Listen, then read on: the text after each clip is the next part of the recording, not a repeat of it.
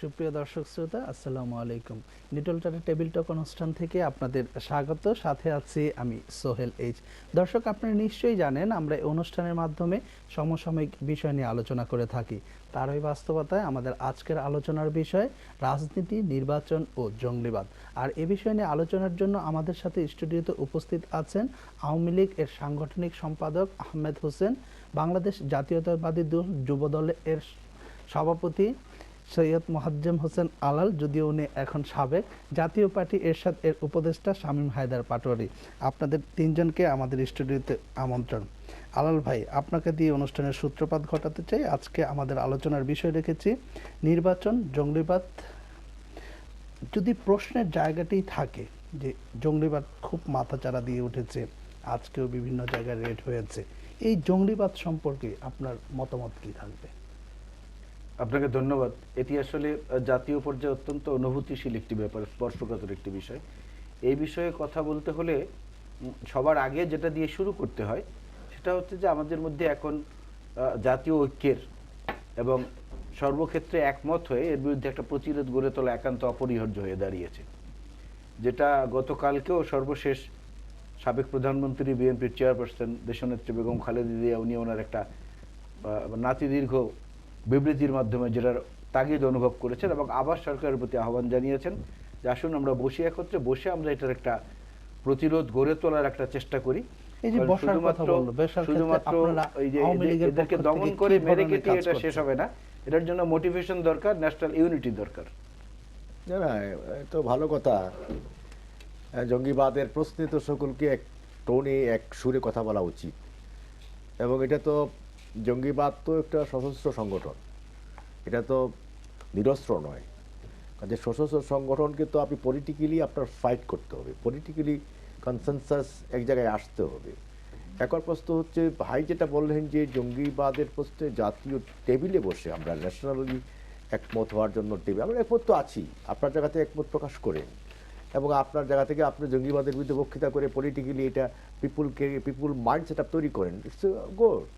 But জঙ্গিবাদের পৃষ্ঠপোষক যে সংগঠন, তার সাথে দোস্তি, তার সাথে বন্ধুত্ব, তার সাথে মিতালি করে তো আর জঙ্গিবাদের বিরুদ্ধে জাতীয় মিতালি। আলাল ভাই, না, এটা হচ্ছে কি, এটা তো রাজনৈতিকভাবে ওই যে আবার এই কাদা ছোড়াছুড়ি, এটাতে আমি বিশ্বাস করি না এবং আমি এটার উত্তর দিতেও আমি এই মুহূর্তে প্রস্তুত নেই। কারণ আমি আগেই বলেছি যেটা অত্যন্ত স্পর্শকাতর এবং সাংঘাতিক রকমের জাতীয় পর্যায়ে একটা অনুভূতির ব্যাপার। আপনি এখানে আমি ছোট্ট কয়েকটা তথ্য আপনাকে দিই। 2015 সালের মে মাসে প্রথম বাংলাদেশের গোয়েন্দা পুলিশ গ্রেফতার করলো গালিব নামে একজনকে, প্রফেসর গালিব। তাকে অ্যারেস্ট করার পরে পুলিশের সোর্স থেকে বলা হলো যে গালিব হচ্ছে বাংলাদেশে আইএস এর রিক্রুটমেন্ট সোর্স।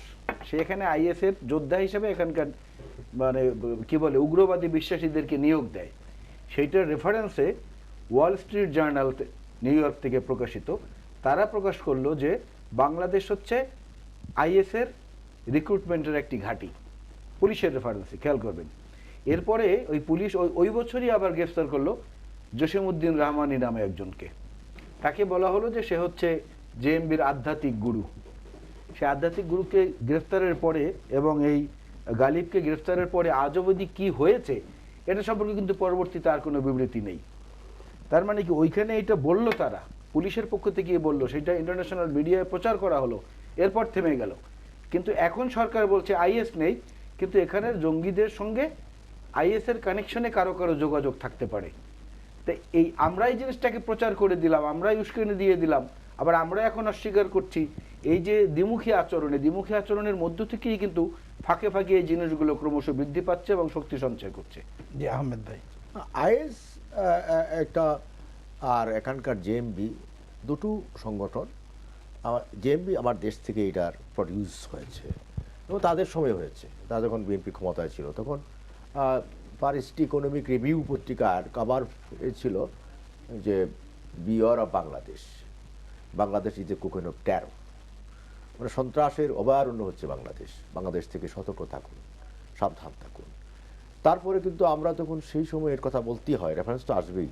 আমরা বলেছিলাম যে বাংলা ভাইয়ের কথা বলেছিলাম, শেখ আব্দুর রহমানের কথা বলেছিলাম, তখন তারা বললেন যে না, এটা মিডিয়ার সৃষ্টি। বাংলা ভাই হচ্ছে টোটালি। আলাল ভাই, আপনাদের আমলে এটার সৃষ্টি? না, এইটা আমি ওই যে পেছন দিকটা যেতে চাইছিলাম না। আহমেদ ভাইয়ের একটা আমি দেখেছি উনি সবসময় পেছনে নিয়ে যান। এই পেছনের দিকে এভাবে ফেরানোর গতিটা আসলে এই প্রবৃত্তিটা ভালো না এই মুহূর্তে। আমি আবারও বলছি যে আমরা একটা মহা সংকটের মধ্যে কিন্তু আছি। এটা আপনারা যদি আপনি দেখেন ক্ষমতায়নে তো পেছনেই ছিলেন, তাই না? না না, ঠিক আছে, 1996 সনে আপনি যদি দেখেন সিপিবির অনুষ্ঠানে বোমা হামলা, উদয়চির অনুষ্ঠানে যশোরে বোমা হামলা, বর্ষবরণে ছায়ানটের অনুষ্ঠানে বোমা হামলা, কমিউনিস্ট পার্টির অফিসের সামনে হামলা, এই যতগুলো হয়েছে সবগুলো হয়েছে কিন্তু আওয়ামী লীগের সময়। বিএনপি বরং বলতে পারে যে বাংলা ভাই এবং শায়েক আব্দুর রহমানকে এইভাবে ধাম ধাম করে মেরে না ফেলে, কোনো একটা আস্তানার মধ্যে সব ধ্বংস করে না দিয়ে তাদেরকে জীবিত ধরেছিল, বিচারের ব্যবস্থা করেছিল, সর্বোচ্চ শাস্তি নিশ্চিত করেছিল, শাস্তিটা কার্যকর হয়েছে পরে। বিএনপি বরং সেইটা বলতে পারে, এক কথায় যদি ওনার প্রশ্নের উত্তর দিই। আর এই সমস্যাটা যেহেতু গ্লোবাল, যে গ্লোবাল সমস্যার ভিত্তিতে গ্লোবালি চিন্তা করা উচিত। না, এটা হলো বাংলাদেশ হচ্ছে এমন একটা দেশ যেটা পৃথিবীর একমাত্র দেশ মুসলিম কান্ট্রি যেটার বর্ডারে আর কোনো মুসলিম কান্ট্রি নাই। হ্যাঁ, তো এটার কিন্তু একটা সুইজুরিস বা ডিফারেন্ট টাইপ ক্যারেক্টার আছে। একমাত্র দেশ যেটা আরেকটা মুসলিম কান্ট্রির সাথে যুদ্ধ করে স্বাধীন হয়েছে এবং 24 বছরের মধ্যে 2 বার স্বাধীন হয়েছে, একবার ব্রিটিশদের হাত থেকে, একবার বাঙালির হাত থেকে। জঙ্গিবাদ বাংলাদেশের ক্যারেক্টারের সাথে কখনোই যায় না, অ্যাবসলিউটলি অপোজিট। এবং বুদ্ধিস্ট সিভিলাইজেশনে আমরা প্রভাবিত 5,500 বছর 3,000 বছর ধরে। বুদ্ধিস্ট সিভিলাইজেশন যেখানে আছে সেখানে সাধারণত জঙ্গিবাদ উত্থান হয় না। আপনি বুদ্ধিস্ট কান্ট্রিগুলো দেখবেন সেখানে হয় না। তো এখানে কেন জঙ্গিবাদটা হচ্ছে, এটার অনেকগুলো অ্যাসপেক্ট আছে। একটা অ্যাসপেক্ট আপনি দেখতে পারেন ফ্রান্সে কেন জঙ্গিবাদ হচ্ছে, সেখানে মেয়েদেরকে স্কার্ফ পরতে দেয় না। কিছু উগ্র মুসলিম ভাবতে পারে যে আমি এর প্রতিবাদ করবো বোম মেরে, এটাও একটা ফ্যানাটিজম, কিন্তু এটার একটা কারণ আছে। ব্রিটেনে কেন হচ্ছে, ব্রিটেন মুসলিম কান্ট্রি, ইরাক অ্যাটাক করছে, আমরা ওখানে অ্যাটাক করব, এটা একটা হতে পারে। আমেরিকাতেও তাই হতে পারে। বাংলাদেশ অ্যাজ এ কান্ট্রি কি এমন ইসলাম বিরোধী কাজ করেছে যে এখানে জঙ্গিবাদ রাইজ করতে হবে, এটা একটা কোশ্চেন মার্ক বিগ রয়ে গেছে। আরেকটা হতে পারে যে সারা বিশ্বব্যাপী যেহেতু জঙ্গিবাদ শুরু হচ্ছে, বাংলাদেশ একটা মুসলিম কান্ট্রি, এখানেও তারা একটা প্ল্যাটফর্ম করতে চাচ্ছে। এই ক্ষেত্রে বিএনপি যেমন একসময় বিএনপি সরকার থেকে বলা হয়েছিল বাংলা ভাই মিডিয়ার সৃষ্টি, আমাদের সরকারও কিন্তু বর্তমান সরকারও কিন্তু একসময় এই জিনিসটাকে অনেকটা হাইড অ্যান্ড সিক করেছে, রাখাল এবং বাঘের গল্পের মতো হয়েছে। কখনো আইএস আছে, কখনো নাই, কখনো আছে, কখনো নাই। পার্থক্য হলো গল্পের রাখালকে বাঘ খেয়ে ফেলে, আমাদের রাখালকে বাঘ খেতে পারছে না। আমাদের রাখাল বেশ শক্তিশালী, কিন্তু ওই রাখাল বাঘের তত্ত্বটা সবসময় কিন্তু ছিল। এবং সবচেয়ে বড় যে সমস্যাটি হচ্ছে সেটা হচ্ছে একটা ন্যূনতম ঐক্যমতের ডাক দেওয়ার ক্ষেত্রে সরকারের যে অনীহাটা, এটা আমার কাছে মনে হচ্ছে খুব একটা যুক্তিসঙ্গত মনে হচ্ছে না। এখন আহমেদ ভাই বলতে পারে যে অমুক দল জঙ্গিবাদের পৃষ্ঠপোষক, তো আমরা তো আইন শৃঙ্খলা বাহিনী অত্যন্ত শক্তিশালী, যারা পৃষ্ঠপোষক আপনি সবাইকে ধরেন, ফোন ট্যাপ হচ্ছে, আপনারা কেন ধরছেন না কেন আহমেদ ভাই? আমরা না ধরলে এই যাবৎ এটা কার হচ্ছে কীভাবে আর্টিজানে কি আমরা সেটা ফেস করিনি? আপনার বিশেষ করে সোলাকিয়া ঈদগাহ মাঠে যেটা হয়েছে, এটা কি প্রশাসন থেকে পুলিশ বাহিনী এবং আদার্স আইন শৃঙ্খলা বাহিনী মিলে এটা কি মোকাবেলা করেনি? ইভেন সিলেটে যেটা হয়েছে, সেনাবাহিনীর ভূমিকা নিঃসন্দেহে সেখানে প্রশংসার দাবি রাখে, আর্টিজানও সেনাবাহিনীর ভূমিকা প্রশংসার দাবি রাখে। এখন আজকে আবার স্কুলে দেখে আসলাম মৌলভীবাজারে, আমি কথাও বলেছি সেখানে, মৌলভীবাজারে সেখানে ঘেরাও করে রাখা হয়েছে, আবার কুমিল্লাতেও ফাইন্ড আউট হয়েছে।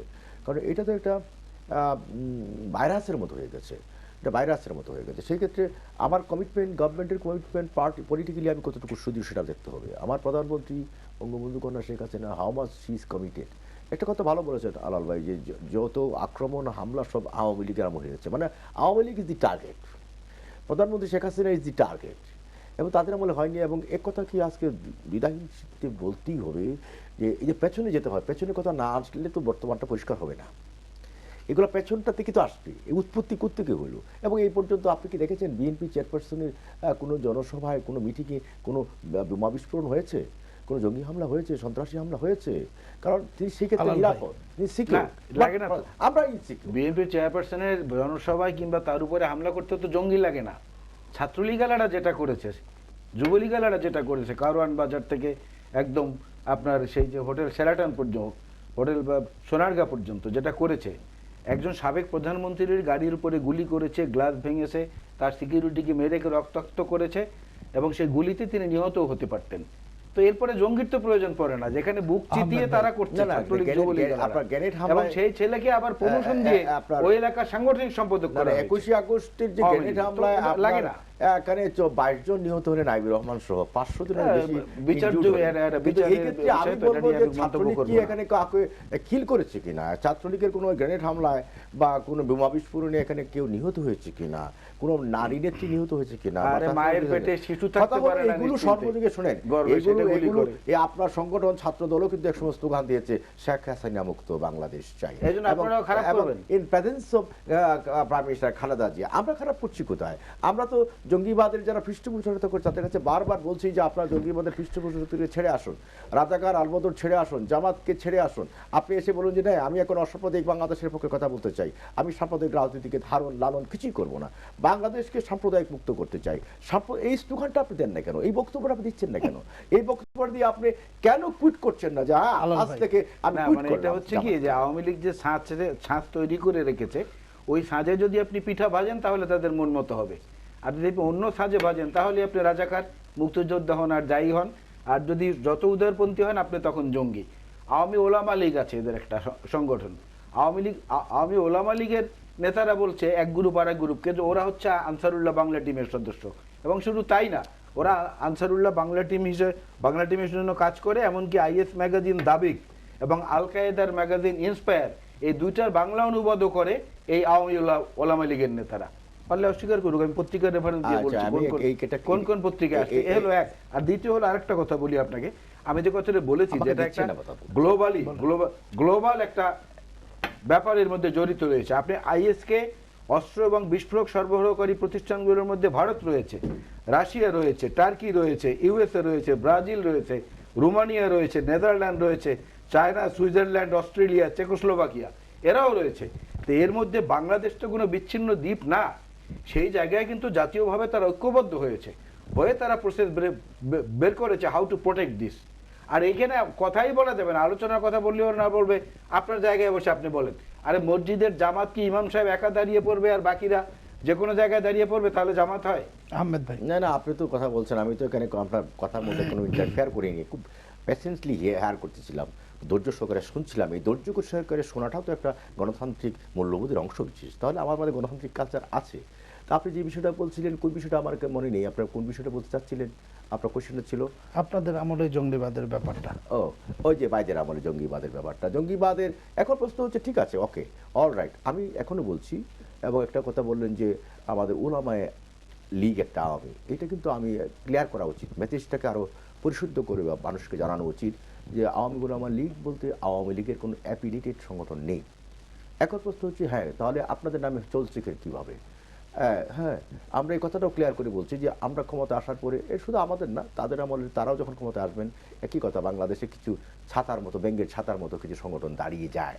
আমরা বারবার বলেছি, পার্টি আগে জেনারেল সেক্রেটারি বলেছেন, এইবার জেনারেল সেক্রেটারি বলেছেন, অফিসিয়ালি বলেছি যে ব্যাঙ্গের ছাতার মতো যে সংগঠনগুলো দাঁড়িয়ে আছে আমাদের নাম, এগুলোর সাথে আমাদের কোনো রাজনৈতিক সম্পর্ক নেই, আদর্শিক সম্পর্ক নেই। এটা তো বলেছেন ওবায়দুল হক ভাই, আরো ওবায়দুল কাদের ভাই আরো চমৎকার করে বলেছেন যে কাউয়ে ঢুকে পড়েছে।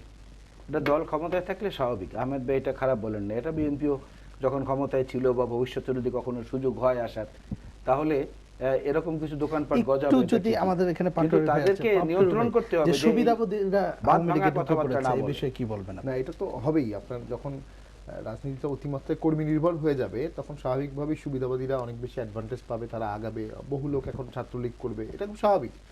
এইটা একটা দলের জন্য আপনার দল সুবিধার মধ্যে পড়ে কিনা এটা খুব জটিল প্রশ্ন, আপাত দৃষ্টিতে পড়ে না। আমাদের দেশের বড় সমস্যাটা এখন কি হচ্ছে জানেন, ইউথদের সামনে কোনো আদর্শ বা আইকন নাই।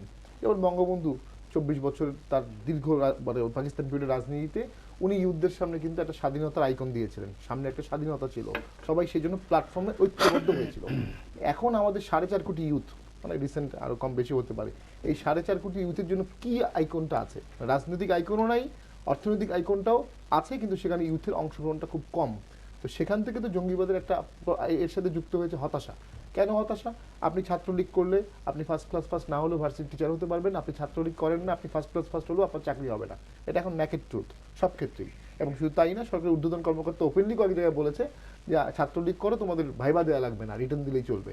তো এই যে একটা মনোবৃত্তি থেকে কিন্তু ইউথদের মধ্যে একটা হতাশা আসতেছে, টোটাল একটা হতাশা।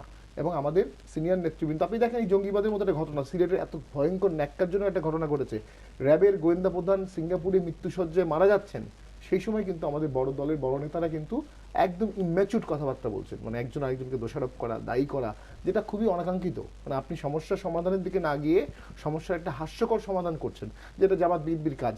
আবার বিএনপি থেকে বলা হচ্ছে এটা সরকারের সৃষ্টি, মানে খুব মানে হাস্যকর, কিন্তু দুটোই কিন্তু হাস্যকর। এই দুটো জিনিসই বোঝা যায় যে দলগুলো মানবিক মূল্যবোধ থেকে সরে গেছে। প্রবলেম সলভিং বা দেশাত্মবোধ বা দেশপ্রেম বা দেশের মানুষের মানবিক প্রতি- মূল্যবোধ নেই। যদি আহমেদ ভাই আপনার কাছে আসি। ভালো কথা বলছেন তো, শামীম সাহেব তো ভালো কথাই বললেন।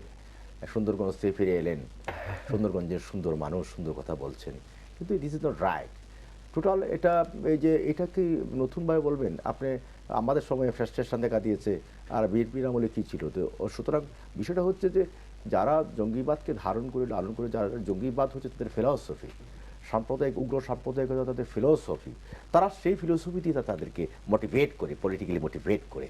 আমি আমার ফিলসফি দিয়ে আমি মানুষকে মোটিভেট করি, আমার কর্মীদেরকে মোটিভেট করি। আমি কি বলছি যে আমার যুবকদের কাছে, ইয়াংদের কাছে, মানুষের কাছে আমাদের ফিলসফি কি নেই? নিশ্চয়ই ফিলসফি আছে। আমরা তো বলছি অসাম্প্রদায়িক বাংলাদেশ, এটা কি ফিলসফি নয়? আমি বাংলাদেশ ডিজিটাল বাংলাদেশ, এটা কি ফিলসফি নয়? বাংলাদেশকে আরও উন্নত পর্যায়ে নিয়ে যাওয়ার জন্য আমরা 21 সালের মধ্যে আপনার বাংলাদেশকে মধ্যমায়ের বাংলাদেশে রূপান্তরিত করতে চাই, এটা কি ফিলসফি নয়? এরপরে 2041 সালের মধ্যে আরও উন্নত বাংলাদেশ প্রতিষ্ঠা করতে চাই, এগুলো কি ফিলসফি নয়? নিশ্চয়ই ফিলসফি আছে। সেই ফিলসফিতে এই যে এতগুলা দিগদর্শন, তারপর আপনি কেন এটা বলছেন হচ্ছে আমাদের যে দায়িত্ব। ফিলসফি? এই ফিলোসফিটার পাশাপাশি মানে এই ফিলোসফিটার একটা জাস্টিফিকেশন, ক্ষমতায় থাকার। হ্যাঁ, ক্ষমতায় থাকার একটা জাস্টিফিকেশন। একতরফা ইলেকশন একবার হয়েছে, যদি আবার হয় এটি জাস্টিফিকেশন দেখানো হবে। যুদ্ধবন্দির বিচার একটা জাস্টিফিকেশন ছিল, একটার পর একটা জাস্টিফিকেশন দাঁড়া করাতে হচ্ছে। এখন অমর্ত্য সেনের কথা বলতে হয়, এগুলো কথা খুব একটা ভ্যালু নাই, বাট উনি অনেক কাগজে লিখে গেছেন, সেগুলো বলছি যে অংশগ্রহণ যদি না থাকে তাহলে সেই ডেভেলপমেন্টটা সাস্টেনেবল হয় না। বাংলাদেশে বর্তমানে আওয়ামী লীগ একটা ব্যাপক উন্নয়ন করছে, এটা সত্য, কিন্তু সেই উন্নয়নে রাজনৈতিক দলগুলোর বা জনগণের অংশগ্রহণটা কতটুকু? আমরা জনগণের অংশগ্রহণ নিয়ে আলোচনা করব, তবে একটা বিজ্ঞাপন বিরতির পর। দর্শক, নিয়ে নিচ্ছে একটা বিজ্ঞাপন বিরতি, আশা থাকবে আমাদের সাথেই থাকবেন। দর্শক, বিরতির পর আমাদের সাথে থাকার জন্য আপনাদের আন্তরিক ধন্যবাদ। পাটুরি ভাই, আপনাকে দিয়ে বিরতি গিয়েছিলাম। বিরতির পূর্বে আমরা জনগণের অংশগ্রহণ নিয়ে আলোচনা একটা করছি। হচ্ছে আওয়ামী লীগ একটা বিরোধী দল, তবে তাদের তো 25 থেকে 50% উপরে তো তাদের জনপ্রিয়তা নাই, এটা স্বাভাবিক, সবাই স্বীকার করবে। তাহলে এই যে বাকি যে বিশাল একটা জনগোষ্ঠী আছে, যেমন জঙ্গিবাদের সমস্যা আপনি ধরেন, এটা তো আওয়ামী লীগের একার সমস্যা না, জাতীয় সমস্যা। হ্যাঁ, এই যে বাকি যে জনসংখ্যাগুলো আছে তাদের সাথে কোনো প্রকার কোঅপারেশন বা কোনো আলোচনা বা তাদের মতামত না নিয়ে, স্টেক হোল্ডার, তারাও তো স্টেক হোল্ডার, রাষ্ট্র তো সবার, তো সবার স্টেক হোল্ডিংটা বাদ দিয়ে একলা নীতিতে চলে সমস্যাগুলো আসলে সমাধান করা যায় না। কারণ আপনি কিন্তু দেখেন সমস্যা কিন্তু ম্যাগনিটিউড বাড়ছে। আতিয়াতে যে পরিমাণ, ভবনে যে পরিমাণ বোম পাওয়া গেছে, এর আগে মনে হয় এত পরিমাণ পাওয়া যায় নাই। আবার আতিয়া ভবনে কালকে পাওয়া গেল, আজকে আবার কুমিল্লাতে মৌলভীবাজারে হচ্ছে। আমরা ভবিষ্যৎটা কিন্তু জানি না।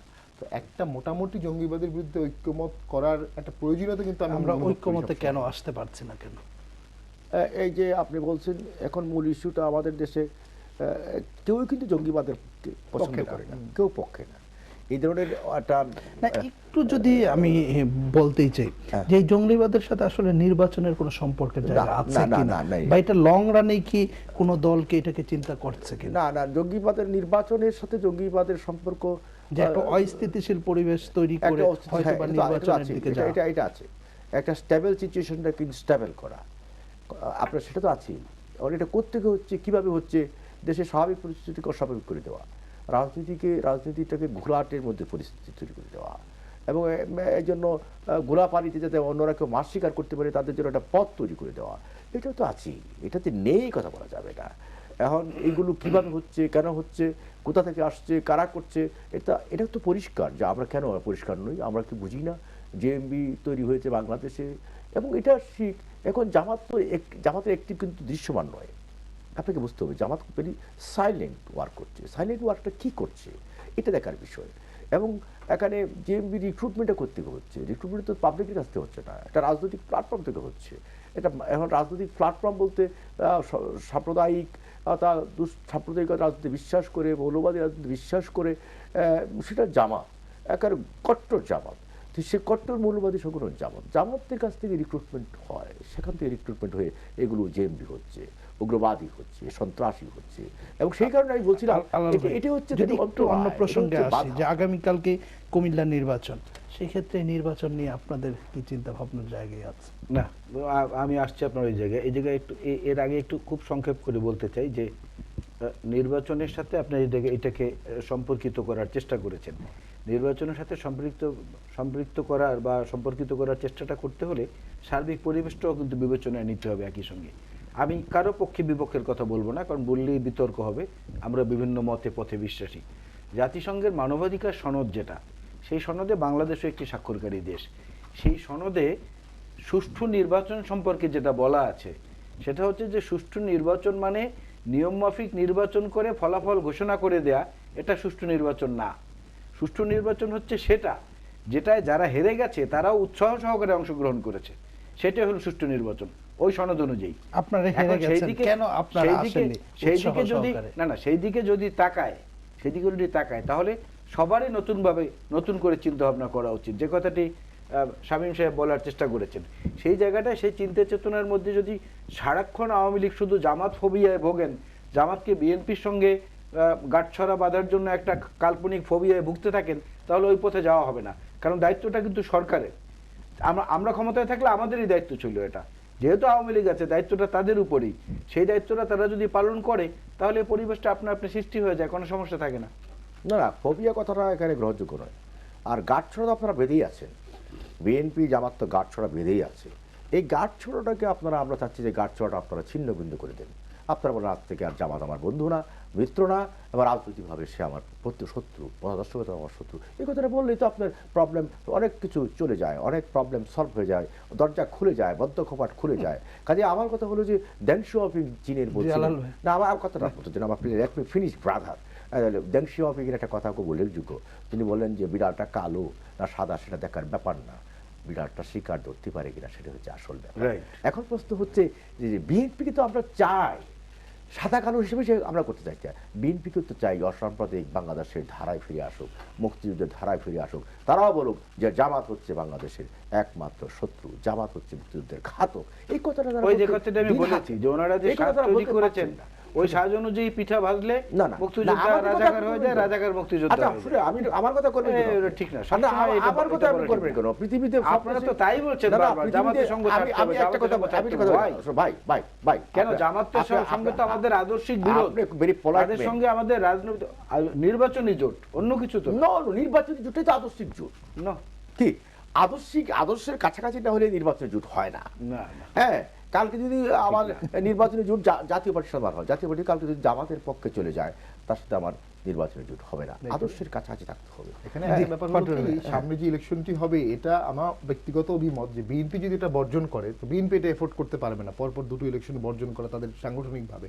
আবার আওয়ামী লীগ একটা ওয়ান সাইডেড ইলেকশন নিয়ে ক্ষমতায় আছে, আবার ওয়ান সাইডেড আরেকটা ইলেকশন নিয়ে ক্ষমতায় আসবে, এটা আওয়ামী লীগও এফোর্ড করতে পারবে না। আমার কাছে মনে হয় কম্প্রোমাইজের জায়গায় আমরা আসতে হবে দুটো দলের স্বার্থে। এটা ইন্টারন্যাশনাল রিলেশনের থিওরি আছে যে দুটো গাড়ি যদি মুখোমুখি আসে, কাছাকাছি এসে দেখা যাবে গাড়িগুলো ইউটার্ন নেবে, অর্থাৎ সংঘর্ষ হবে না। আমরা বিশ্বাস করি যে আমাদের সিনিয়র রাজনীতিবিদ যারা আছেন দুটি দলের, এবং এর সাথে দেশের ভবিষ্যৎ জড়িত, দেশের ইউথদের ভবিষ্যৎ জড়িত, এবং জঙ্গিবাদের যে বিষয়টা আসছে এটিও কিন্তু এই সমস্যার সাথে এই কারণে সম্পর্কযুক্ত যে হতাশাগ্রস্ত তরুণরাই কিন্তু জঙ্গিবাদের দিকে যায়। হ্যাঁ, আপনি যখন নির্বাচন থাকবে, ভোটাধিকার থাকবে, ভোটারদের অংশগ্রহণ থাকবে, সব দলের অংশগ্রহণ থাকবে, ইনক্লুসিভনেস থাকবে, তখন কিন্তু জঙ্গিবাদ সেখানে সৃষ্টি হওয়ার সাহস পাবে না। আমি মনে করি বাংলাদেশ জঙ্গিবাদের প্রধান কারণ হচ্ছে বাংলাদেশ জঙ্গিরা জানে যে আমরা জঙ্গিবাদী করলে আওয়ামী লীগ বিএনপিকে দোষ দেবে, বিএনপি আওয়ামী লীগকে দোষ দেবে। পৃথিবীর আর কোনো দেশে এটা হয় না। আমেরিকাতে জঙ্গিবাদ হলে লিবারেল ডেমোক্রেট লিবারেলকে। আমি তো এই কথাটাই প্রথমেই বলেছি, আমার সূচনা পর্বের বক্তব্যই বলেছি যে অত্যন্ত স্পর্শকাতর এবং জাতির জন্য একটি আশঙ্কার বিষয়। আজকের পত্রিকায় আমি দেখেছি যে আওয়ামী লীগের একজন সংসদ সদস্য, অত্যন্ত প্রভাবশালী সংসদ সদস্য, সে বলেছে যে আমি রাজনীতি করি, দেশের খবর রাখি, সারা বিশ্বের খবর রাখি, সে খবরের ভিত্তিতে আমি বলছি দেশের সামনে ভয়ঙ্কর পরিস্থিতি অবস্থা অপেক্ষা করছে, এমন একটা অস্বাভাবিক পথে দেশকে নিয়ে যাওয়া হচ্ছে যে জায়গাটা থেকে আমরা কেউ পরিত্রাণ পাবো না। এই যে আওয়ামী লীগের নেতাদের পক্ষ থেকে এটা উপলব্ধি করা, এটা যদি আওয়ামী লীগের নীতি নির্ধারণী মহলে উপলব্ধিটা আসে, তাহলে যে কথাটি শামীম সাহেব বলেছেন ওই কথাটার দিকে যেতেই হবে, আমাদেরও যেতে হবে, তাদেরও যেতে হবে। কিন্তু আমরা যেহেতু সাপ্রেসড, অপ্রেসড সব দিক থেকে, সেদিকটা আমাদেরকে স্পেস না দিলে আমরা যাব কিভাবে? স্পেসই তো দেওয়া দিচ্ছেন না। পতাকা যারে দাও বহিবারে দাও শক্তি। কাজে যেই নেতাকে আপনি পতাকা দেবে তার সেই বহিবার শক্তি থাকতে হবে। যে বাংলাদেশের প্রধানমন্ত্রী বঙ্গবন্ধু কন্যা শেখ হাসিনা আল্লাহর রহমতে সেই শক্তি রাখেন, আত্মবিশ্বাসও রাখেন, দৃঢ়তা রাখেন। নেতার যদি সেই আত্মবিশ্বাস, দৃঢ়তা, সাহস না থাকে, তিনি সেই পতাকা বইতে পারবেন না। আমরা আত্মবিশ্বাস এবং নিয়ে আমরা আপনি- আত্মবিশ্বাস নিয়ে আলোচনা করব, তবে একটা বিজ্ঞাপন বিরতির পর। দর্শক নিয়ে নিচ্ছে একটা বিজ্ঞাপন বিরতি, আশা থাকবে আমাদের সাথেই থাকবেন। দর্শক, বিরতির পর আমাদের সাথে থাকার জন্য আপনাদের আন্তরিক ধন্যবাদ। আহমেদ ভাই, আপনাকে দিয়ে বিরতিতে গিয়েছিলাম, বিরতির পূর্বে আপনি আত্মবিশ্বাস নিয়ে হ্যাঁ, আলোচনা হ্যাঁ, করছেন। আত্মবিশ্বাস তো তার নেতৃত্বের অন্যতম প্রধান গুণ। এবং আত্মবিশ্বাস থেকে আসে নীতি এবং আদর্শ থেকে আসে। নীতি আদর্শ ধারণ করলে, লালন করলে, কমিটমেন্ট ঠিক থাকলেই সেই নেতার আত্মবিশ্বাস থাকে। কাজে বঙ্গবন্ধুর কন্যা প্রধানমন্ত্রী শেখ হাসিনা ওই যে নীতির প্রতি, আদর্শের প্রতি অবিচল, সেই অবিচল বিধায় তিনি কিন্তু ঝুঁকি নিতে পেরেছেন বারবার। এবং পৃথিবীতে একমাত্র আমরা জানতাম ফিদেল ক্যাস্ট্রোকে 9 টাইমস অ্যাটেম্প নেওয়া হয়েছিল হত্যা করার জন্য, এবং সিগারেটের তামাকের মধ্যেও কিন্তু 20 টুকরি দেওয়া হয়েছিল। আর বাংলাদেশের প্রধানমন্ত্রী শেখ হাসিনাকে 19 বার হত্যার অপচেষ্টা হয়েছে, অপচেষ্টা সব ফেল করেছে। তো এই ক্ষেত্রে আমি যদি হিসাব করি, আজকে বিএনপি চেয়ারপারসন খালেদা জিয়া, শ্রদ্ধা জানিয়েই বলছি, তারা ওনার কমিটমেন্টটা খুব নড়বড়ে কমিটমেন্ট। উনি কি চান, ফিলোসফিটা কি, কমিটমেন্টের জায়গায় একটু নড়বড়ে। পলিটিক্সটা কি, এটা ক্লিয়ার না, এটা তো সব মানে গোয়ালাই তার নিজের দইকে ভালো বলবে, এটাই বৈশিষ্ট্য স্বাভাবিক। আর যেহেতু আমার গায়ে বিএনপির সিল আছে, ওনার আওয়ামী লীগের আছে, ওনার জাতীয় পার্টির আছে, এর বাইরে তো আমরা খুব বেশি কথা বলতে পারবো না। কিন্তু বিষয়টা দাঁড়িয়েছে যে আত্মবিশ্বাসটা এমন পর্যায়ে থাকা ভালো না যে আমি এনাফ, অন্য কাউকে আর দরকার নেই। Democracy is a matter of participatory, democracy is a matter of art. এখানে আপনি কথা বলবেন এবং দায়িত্ব থাকলে আপনার সমালোচনা সহ্য করার মানসিকতা থাকতে হবে। সেটা যদি না থাকে, আর সর্বোচ্চ পর্যায়ে থেকে প্রতিপক্ষের ছেলে সম্পর্কে, প্রতিপক্ষের আত্মীয় স্বজন সম্পর্কে, প্রতিপক্ষের শিক্ষা দীক্ষা সম্পর্কে অনর্গল যদি আক্রমণাত্মক কথা বলা হয়, এটার মধ্যে প্রচণ্ড আত্মবিশ্বাসী বা নীতি আদর্শের একজন মহীয়সী নেত্রী, এটা বলা মুশকিল আসলে। জি, আমরা- কথার আক্রমণ তো আমরা সইতে পারি, কিন্তু জ্ঞানের আক্রমণ সয়েও যেখানে আমরা সারভাইভ করি, সেখানে আপনাকে ধন্যবাদ, আমাদের ধন্যবাদ দেওয়া উচিত। আমরা তো কথার আক্রমণ করি, কিন্তু গ্রেনেডের আক্রমণ তো করি না। কোনটা বেশি কঠিন, কোনটা বেশি অপরাধ, কোনটা ফৌজদারি অপরাধ, কোনটা নাশকতাপূর্ণ, কোনটা মানবতা বিবর্জিত, আপনি একবার হিসাব করে দেখুন তো। যেদিন গ্রেনেড চার্জ করে প্রধানমন্ত্রী শেখ হাসিনাকে হত্যার প্রচেষ্টা হয়েছে, আজকে উনি মিরাকেলি সারভাইভ করেছেন। মিরাকেলিতে বলবো এটা অলৌকিক, নিশ্চয়ই আল্লাহর পক্ষ থেকে রহমত হয়েছিল, নাহলে তিনি সারভাইভ করবেন কেন? তাকে হি ওয়াজ দি টার্গেট। কারণ সেই কথাটা তো আমাদের বারবার বলতেই হবে, না বললে আপনি তো দেশের মানুষ সব ভুলে যাবে, বুঝবে না। সুতরাং একটা নেতা যখন গ্রেনেড বিস্ফোরণে আহত হয়েছেন, কানে কম শুনে রেখো তুমি, এবং তিনি সেখান থেকে বেঁচে গেছেন। তারপরে 19 বার তাকে হত্যার চেষ্টা হয়েছে। এই যে আজকে আপনার গোপালগঞ্জের যেখানে বোমা ফিটিং করা হয়েছিল, যার ফাঁসি হয়ে গেছে, নাম হলো আপনার মুক্তি হান্না। বোমাটা আওয়ামী লীগের সময় কিন্তু হয়েছিল। আমি তো বলছি, আমরা আওয়ামী লীগ ক্ষমতা, তখনই আমরা টার্গেট। বাট বিএনপি যখন ক্ষমতা, বিএনপি টার্গেট না, তখন শেখ হাসিনা টার্গেট। ঠিক। এবং আপনি যে বলছেন রাজনীতির শূন্যতা, 2001 সালে তো আমরা পার্টিসিপেট করেছি নির্বাচনে, তাহলে 2004 সালে কেন আগস্টে 21শে আগস্ট আপনারা আপনাদের সে পক্ষ থেকে জামাত বিএনপির সাথে অ্যালাইড হয়ে কেন গ্রেনেড চার্জ করে শেখ হাসিনাকে হত্যার পরিকল্পনা জড়িত? এই যে কথাটা উনি বলছেন না, যে এটা যদি কোর্টের দৃষ্টিতে আনা হয়, উনি কিন্তু কোর্টে যেতে বাধ্য হবেন, কারণ বিষয়টি কিন্তু বিচারাধীন, এখনো বিচারাধীন। 21শে আগস্ট গ্রেনেড হামলা মামলাটা এখনো চলছে আদালতে। ওইটার বিচার কাজ শেষ না হওয়া পর্যন্ত ওই সম্পর্কে আমি কোনো মন্তব্য করতে চাই না। এর আগেও উনি প্রসঙ্গটা উঠিয়েছিলেন, আমি এখানে উঠাতে চাই না, কারণ সেখানে আমাদের দলের নেতারা অত্যন্ত আরও কিছু মানে আইন শৃঙ্খলা বাহিনীর বড় বড় অফিসাররাও সেখানে আসামি হয়েছেন। বিচারে যা রায় হবে সেটা মানতে হবে, সেটা নিয়ে কোনো বক্তব্য নেই। সেজন্য তো ডেফিনেটলি আমাদের সহানুভূতি আছে। আমরা তো চাই না যে নেত্রী শেখ হাসিনার মতো একজন জাতীয় নেত্রী, তিনি তার কোনো ক্ষতি হোক বা কিছু হোক, হলে তো গণতন্ত্রের আর্টটা থাকবে না। কথা বলবে কে, দায়িত্ব নেবে কে? নেতৃত্বের বিকাশ ঘটতে দীর্ঘ সময় লাগে, প্রক্রিয়া লাগে। সেই প্রক্রিয়ার মধ্যে থেকে উনি এসেছেন, এটা তো অস্বীকার করার কোনো উপায় নেই। কিন্তু অন্যকে সেই জন্য তুচ্ছ তাচ্ছিল্য করা ক্রমাগত, এই মুখের আক্রমণ কিন্তু গ্রেনেডের চেয়ে ভয়ঙ্কর হয় অনেক সময়। কারণ জীবনের চেয়ে সম্মান কিন্তু কোনো অংশে কম না। অনেকে জীবন দেয় সম্মান রক্ষা, গ্রেনেড তো জীবন কেড়ে নেয়, এবং সেটা জীবনের চেয়ে সম্মান অনেক বড় জিনিস। মুখের আক্রমণ আমি অ্যাটলিস্ট মনে করি সম্মান অনেক বড় জিনিস জীবনের চেয়ে, কারণ এই সম্মানের জন্য মানুষ জীবন বিসর্জন মুখ দিয়ে আক্রমণ করি, আপনার সম্মান হরণ করি। বঙ্গবন্ধু কন্যা উনি 6 দফা আন্দোলনের নেত্রী ছিলেন যতটুকু আমি জানি, এবং বঙ্গবন্ধুর কাছ থেকে উনি দেখেছেন, শিখেছেন, এবং এরপরে অনেকগুলো ঘটনা 75, 21শে আগস্ট বিভিন্ন ধাক্কার পরেও উনি গণতান্ত্রিক ধারায় রাজনীতি করেছেন।